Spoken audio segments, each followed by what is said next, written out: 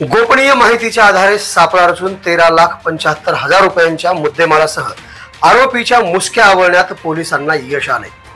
अहमदपूर पोलिसांना गोपनीय माहिती मिळाली की महाराष्ट्र शासनाने प्रतिबंधित केलेला गुटखा व पान मसाला वाहतूक करणारा पिकअप उदगीर येथून शिरूर ताजबंद अहमदपूरच्या दिशेने येत आहे।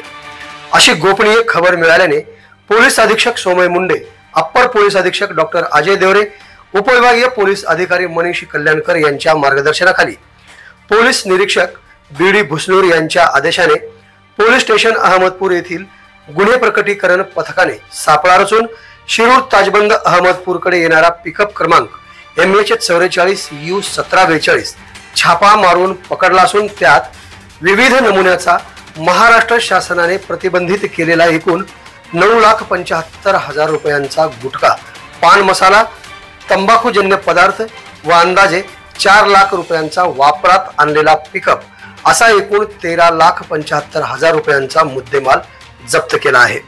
सदर प्रकरणामध्ये पोलीस हवालदार तानाजी आरदवाड यांच्या फिर्यादीवरून आरोपी रणजित कोरडे, मुद्देमालाचा व वाहनाचा मालक अशोक सकराते व फरार आरोपी चालक गणेश सावंत तिघे राहणार माजलगाव, जिल्हा बीड यांच्या विरुद्ध पोलीस स्टेशन अहमदपूर येथे गुन्हा रजिस्टर नंबर 342/2025 भारतीय न्याय संहिता कलम 223, 123, 274, 275 सह कलम 59 अन्न सुरक्षा अधिनियम प्रमाणे गुन्हा दाखल करण्यात आला आहे।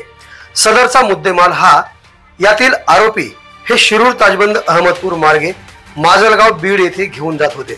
यातील आरोपी रणजित कोरडे यास अटक करण्यात आली आहे।